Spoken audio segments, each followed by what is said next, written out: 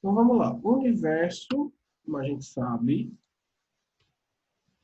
é um aglomerado de galáxias, nebulosas, estrelas, cometas, planetas e satélites e tudo que nele existe. Então, na realidade, o universo ele é o conjunto de tudo que existe, certo? E os componentes dele são justamente as galáxias, as nebulosas, as estrelas, tudo isso que eu falei a vocês, tá certo?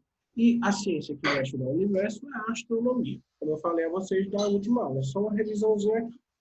Então, segundo as teorias de criação do universo, a gente vai ter dois cunhos, o cunho religioso e o cunho científico, tá? Então, as teorias religiosas, elas se baseiam a partir do livro do Gênesis, né? Das, das religiões pentateicas, né, Miguel? Como você falou da última vez, que são as religiões que utilizam o livro Gênesis, né, para tentar mostrar como tudo surgiu, tá certo? E aí, quais são as religiões, Miguel? Cristianismo, judaísmo, Cristianismo, judaísmo e islamismo. judaísmo, né? O islamismo, E islamismo.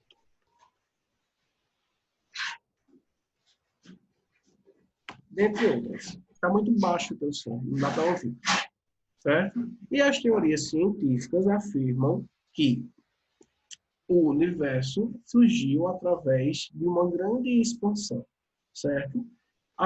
No caso, o Big Bang, ele é a teoria mais aceita pela ciência, certo? E a gente vê que existe sim uma certa ligação, certo, entre a teoria científica e a teoria religiosa.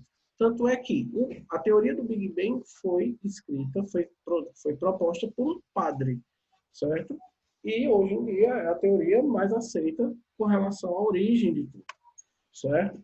E vamos ver também alguns conceitos básicos, como a gente já viu quando a gente estava estudando química, mas a gente volta a estudar isso quando a gente vai estudar sobre o universo, né? Por exemplo, o que é matéria? Tudo que ocupa um lugar no espaço, certo? Então, o universo, tudo que tem no universo é constituído por uma matéria, tá? E toda matéria, ela possui massa, tá certo? A massa, na realidade, é a quantidade de matéria em um corpo, existente em um corpo, certo? E todo corpo ele vai ter um determinado peso. E o peso é a força que uma massa é atraída por outra massa, tá? Então são conceitos que a gente já vinha estudando, que a gente volta a ver com um olhar diferenciado, tá certo? Temos outros tipos de força que regem o universo, como por exemplo a força da gravidade, tá? Que é a força resultante da atração entre materiais. Tá? No caso, a gravidade é a força que nos mantém presos à superfície da Terra.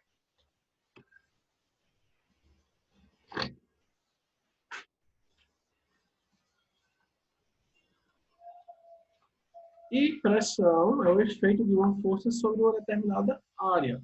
Tá? Então, todos esses conceitos a gente estuda porque tudo isso está devidamente ligado com todos os fenômenos científicos e astrais que acontecem. Tá certo? E aí os componentes do universo que a gente mais vai estudar são as estrelas, né? E toda estrela ela vem de uma nebulosa. A nebulosa é como se fosse o berço das estrelas, certo? A partir da nebulosa nascem-se os astros, as estrelas, certo? E a partir disso nascem os planetas e outros tipos de astros, tá? Então, na realidade, o que são astros? Astros é todo e qualquer componente que existe no universo. Pode ser um asteroide, pode ser um planeta, pode ser denominado como astro, certo? Tudo que está no universo é um astro. E tudo, a partir de tudo nasceu a partir da poeira cósmica que as estrelas liberaram a partir de suas explosões, tá? Então quer dizer que antes de tudo, primeiro veio as estrelas, tá? Como é que uma estrela é formada? Do mesmo jeito que as partículas começaram a se friccionar, certo? Na formação do universo, tá certo? A diferença é que Quando, quando o universo surgiu em toda a sua expansão, também surgiu as forças gravitacionais, tá? E determinados átomos de hidrogênio e hélio, quando eles começam a se friccionar, eles não conseguem mais se expandir. Por quê? Por conta das forças gravitacionais. E aí, ó, essa grande expansão e movimentação comprimida gera uma energia em formato de luz, tá? E aí, no caso, surge o que a gente chama de estrela. Tá certo, gente? Alguém quer falar alguma coisa? Tranquilo? Pronto. Aí vejam só. A partir da morte das estrelas, isso aí, ó, recapitulando tudo que a gente já tinha visto no sexto ano, viu? Então, ó, a partir da morte das estrelas, o que é que acontece? Essas estrelas explodem, tá? E aí gera um surgimento de novos átomos, de novos elementos químicos. Então, a origem dos átomos e dos elementos químicos, eles vêm da morte das estrelas, tá certo? Porque esses Eu pensei que quando uma estrela morria, se criava um buraco negro. Eu tô falando outro assunto. É que quando uma estrela, quer dizer, uma estrela entra em colapso pelo seu próprio peso, ela não cria um buraco negro? Sim, mas o que acontece é o seguinte, que quando uma estrela morre, gera uma explosão, né? Aquela energia é muito grande e aí vem aquela expansão. E aí, a partir disso, forma-se a fusão e a fusão nuclear de alguns átomos, originando outros tipos de elementos. Entendeu? Então, todos os elementos químicos, todos os átomos de elementos químicos se originaram a partir de morte das estrelas. E essas estrelas foram explodindo, foram morrendo, foram formando novos elementos químicos.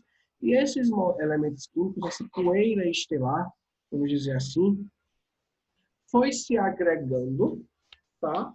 E formando tudo que temos hoje.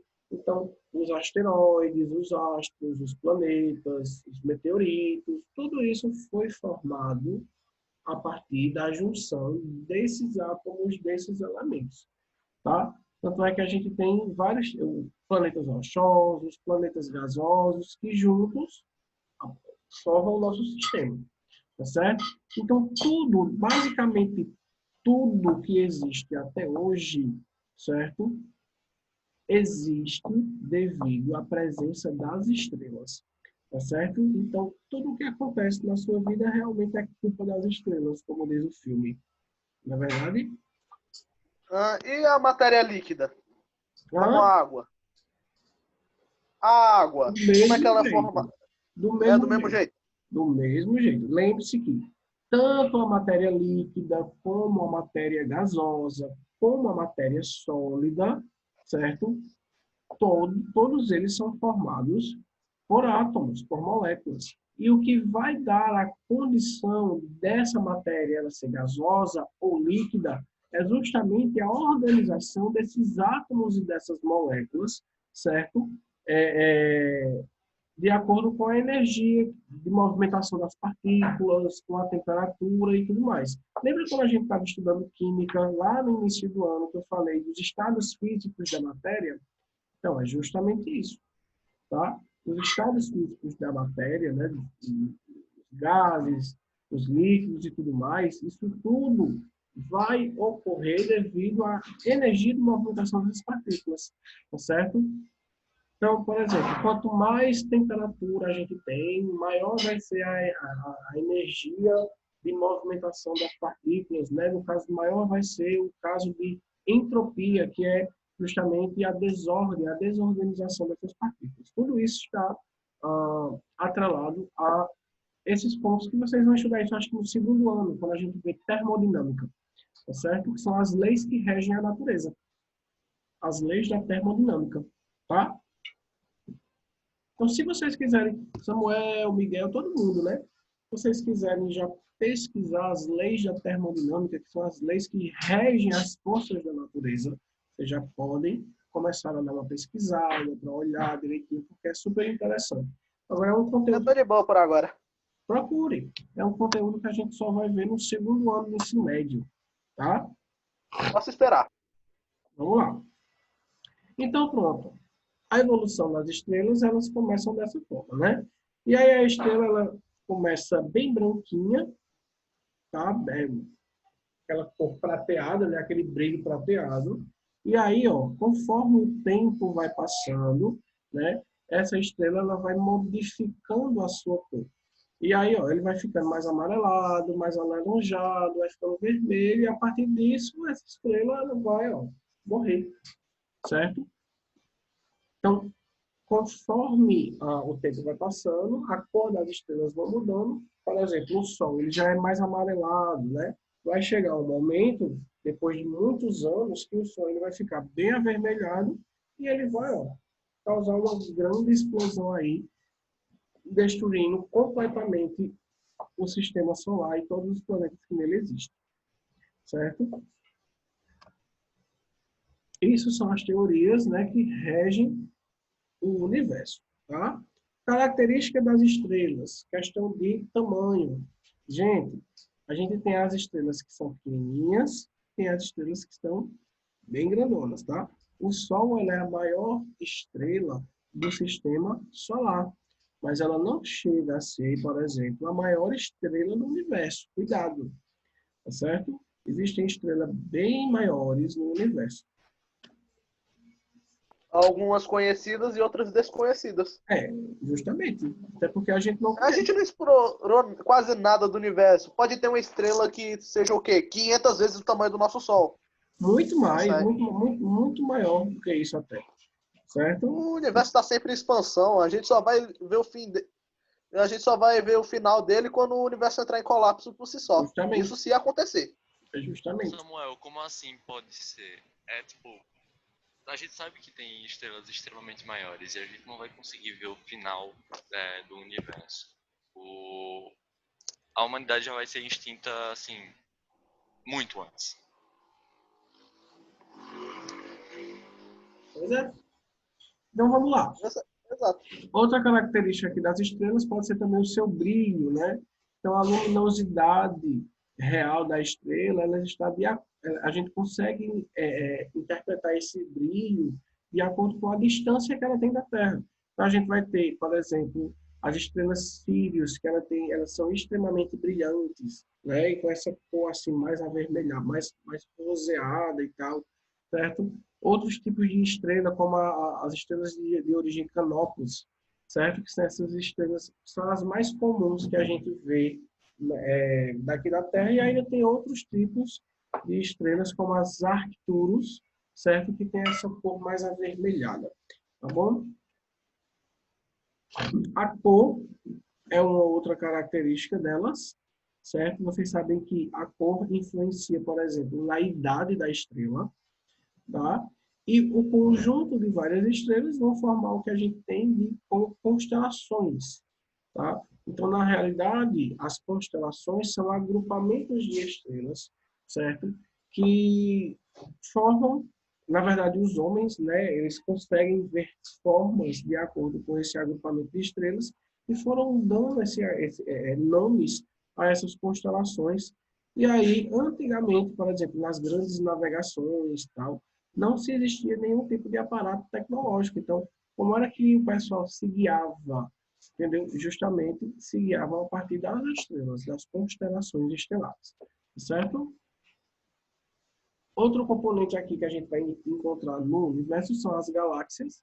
Na verdade, a galáxia é um conjunto de várias nuvens de gás e poeira cósmica, poeira estelar, estrelas, planetas, cometas, asteroides e outros campos celestes unidos por uma força gravitacional. Tá certo? Como vocês sabem, a nossa galáxia, a galáxia onde vivemos, é a Via Láctea. Tá certo? Porém, existem outras galáxias próximas, certo? Da nossa, como por exemplo a Andrômeda, não é? Só que aí que tá, como a gente falou da última aula, para uma galáxia, você chegar de uma galáxia a outra, você tem que passar anos-luz para poder chegar até lá.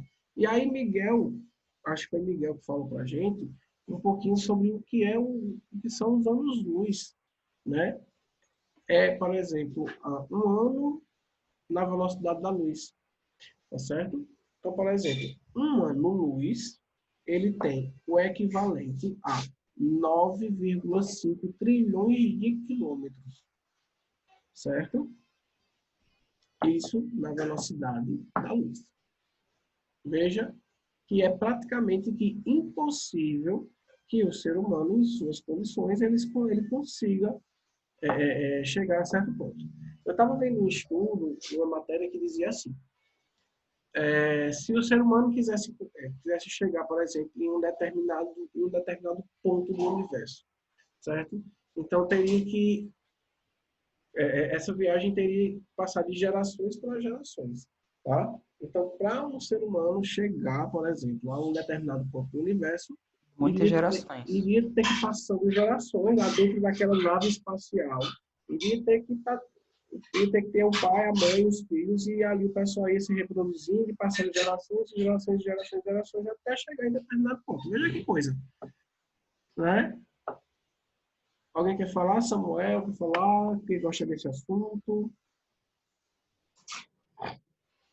Ninguém? Beleza. Ô, professor, Diga.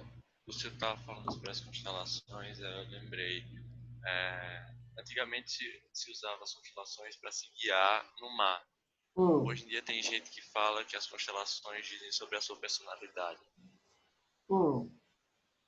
Assim, tem gente que realmente acredita nisso, mas, tipo, tem alguma coisa a ver, tipo, mas a gravidade de uma certa constelação, tem? Essa questão, por exemplo, de o ser humano, algumas crenças acreditarem, por exemplo, que as constelações, as estrelas, elas estão de acordo, os astros, a movimentação dos astros, dos planetas, elas estão de acordo com as personalidades da pessoa. Isso não é um campo científico que estuda, né? Isso aí já é o campo mais espiritual. Eu não tenho propriedades para falar a vocês sobre essa área, porque não é a minha área. Certo? Agora, que existe, sim, as pessoas que acreditam de que tudo que acontece no universo vai influenciar diretamente na vida e na personalidade das pessoas. Tem gente que acredita nisso, tá certo? E aí é onde a gente tem a outra ciência. Não chega a ser uma ciência exata mesmo, né? Existe um outro estudo, que é o estudo da astrologia. Não é astronomia. Astronomia é científica, tá? Agora, essas crenças aí é justamente a astrologia, certo? É o que vai estudar justamente essa influência da movimentação dos astros na vida e na personalidade das pessoas. É uma coisa mais espiritual mesmo, certo? Então, quem se interessar, esteja sujeito a pesquisar. Se quiser trazer para a gente, né? Toda e qualquer área, a gente é bem-vindo a escutar os seus conceitos. Então, deixa eu ver só mais outra coisa aqui, ó. Isso aqui tudo eu já falei. Depois é que eu vou falar sobre isso. Um minuto.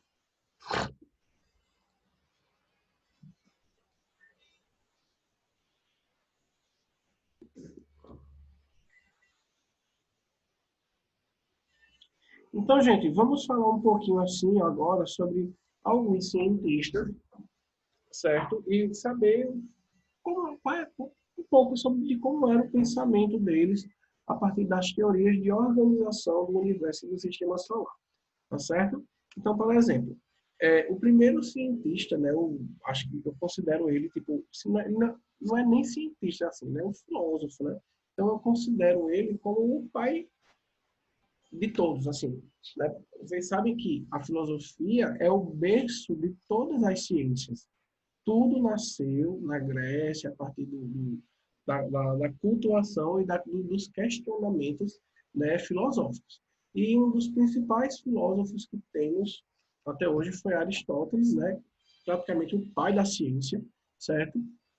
E ele defendia de que a Terra era redonda, ele já dizia que a Terra era redonda, certo? E ele dizia também que a Terra era o centro do universo.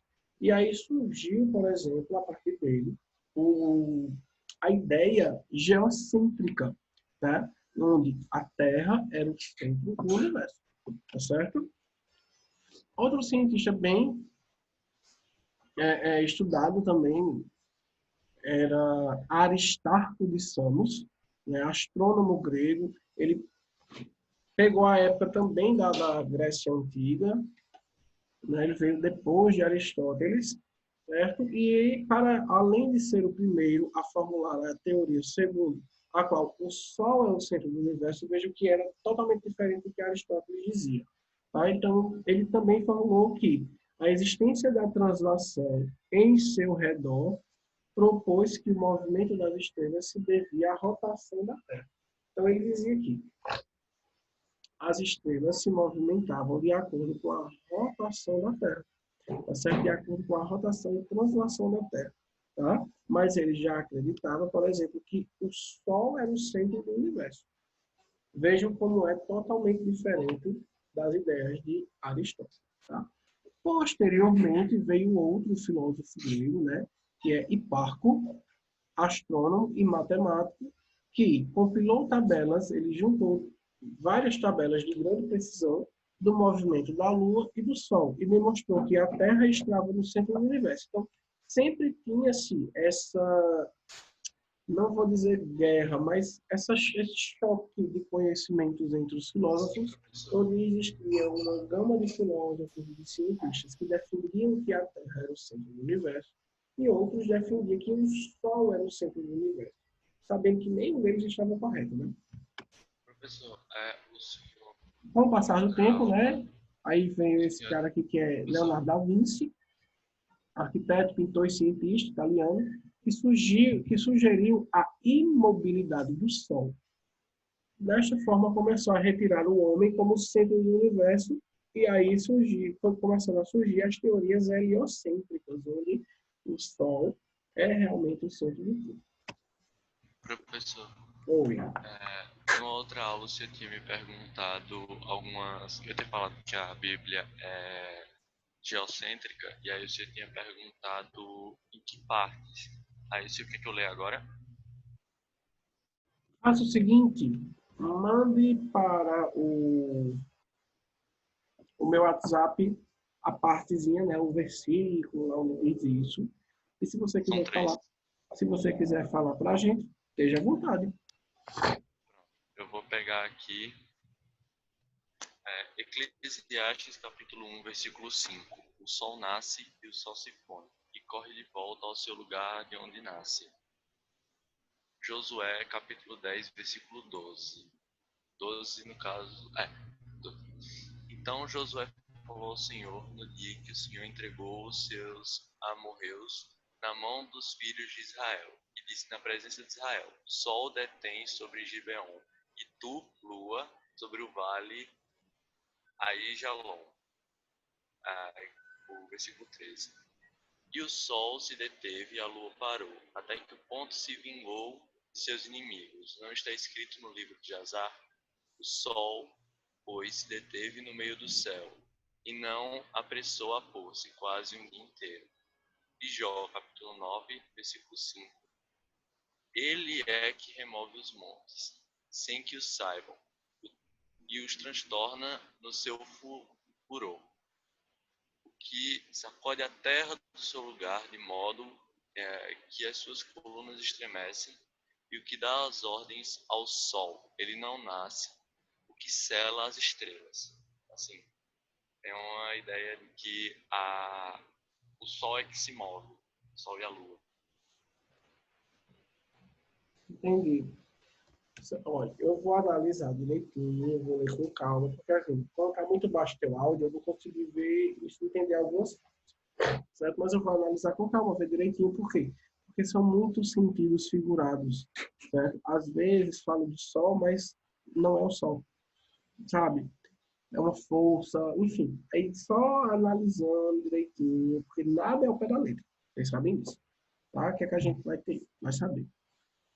E aí tem esse outro cientista também, ó, que é o Tycho Brahe, que é um astrônomo dinamarquês, que elaborou os primeiros mapas sistemáticos das estrelas mediante observações diretas, tá? Então, por exemplo, as constelações, o local das constelações, mas tudo isso foi ele que originou.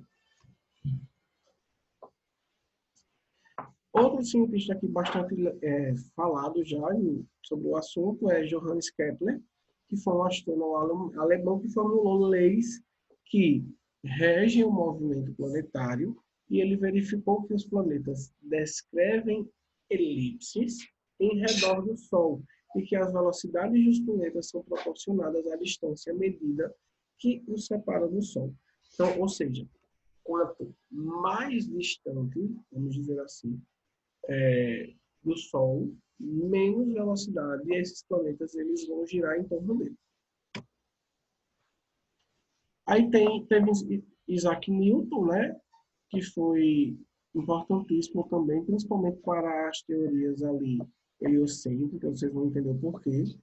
Ele foi um físico que afirmou que cada corpo do universo exercia uma atração gravitacional sobre os outros corpos, tá?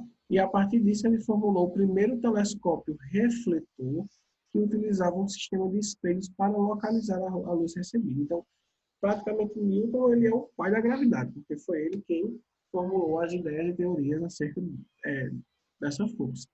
Tá? Einstein elaborou a teoria da relatividade, né? E com ela alterou-se a visão do homem em relação ao universo. Tá? Georges Lemaitre,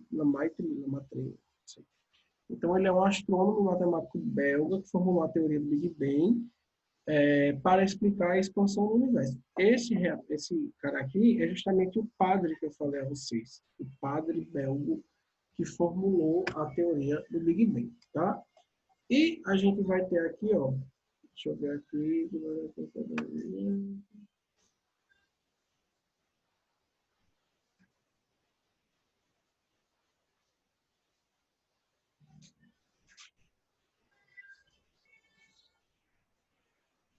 Então, vejam, as primeiras tentativas para explicar a origem e a organização do universo assumiram a forma de histórias e lendas em que deuses e criaturas míticas eram os responsáveis por todos os fenômenos que, até então, eram inexplicáveis. Então, vejam porque eles ainda eram muito presos à questão das crenças religiosas, de deuses e tudo mais. Tá? Em termos científicos, foi nas antigas civilizações egípcias e gregas que se iniciou o estudo do universo. Tá certo? E aí surgiram as teorias geocêntricas e depois as teorias heliocêntricas.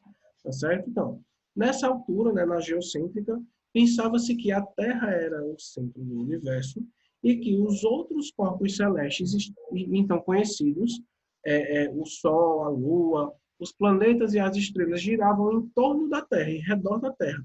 E aí surgiu a teoria geocêntrica do universo, que foi defendida pelo astrônomo Ptolomeu, certo? Do século II, e indiscutivelmente foi aceita durante séculos, certo? Essa teoria. Tanto é que a teoria geocêntrica é um tipo de teoria que ela foi aceita pela Igreja Católica intimamente por ela e tal, certo? E quem ousasse dizer que era diferente, aí vinha a questão da heresia, que era condenado à morte por querer saber mais do que a própria igreja. Aquela questão, tá certo? Como vocês viram, na verdade, os dois grandes nomes da teoria geocêntrica foi Aristóteles e Ptolomeu, né? Ptolomeu imaginou e explicou o comportamento dos astros errantes no firmamento. No sistema ptolomaico, cada planeta move-se numa pequena órbita circular com a Terra como centro. Para além deste conjunto planetário, ficavam as estrelas ou astros fixos. Esta interpretação da organização do universo, embora falsa, era tão engenhosa que os astrônomos a aceitavam e a aceitaram por muitos e muitos séculos. Tá certo? Só depois, lá no final da Idade Média, final da Idade Média não, ainda passou mais um pouquinho, foi logo no início da Idade Moderna, foi que Isaac Newton pôde comprovar aquelas teorias que Galileu, que eu acho que eu cheguei a falar a vocês, que Galileu teve que renegar para, enfim, para não ir para a fogueira, né? Mas ele foi preso na prisão, em prisão domiciliar e ficou condenado lá até a morte sem sair, certo? Foi o que aconteceu mais ou menos de acordo com a teoria heliocêntrica, que na realidade